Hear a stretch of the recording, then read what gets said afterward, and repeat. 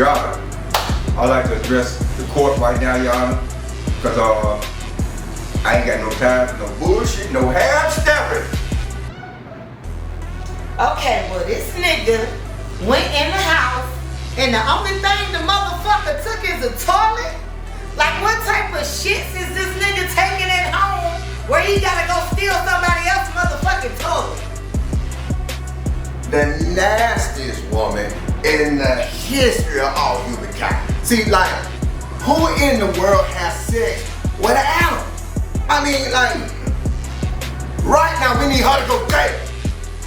Today, we need her out of here. Caputo, gone. Y'all come out. Look here. Come on. Ladies and gentlemen, I am here to prove the guilt of the one diddler, Sean Puffy Combs. I have a plethora of evidence that shows he is a dastardly human being, clearly fucked these boys, got fucked by boys, had Cassie fuck boys. He is a boy fucker. I'm tired of you taking up space, so you gotta pay for your space, you gotta pay for the place, and you should have used olive oil. It would have been cheaper, because then nobody got all these damn babies, all these babies that missed out on the baby oil.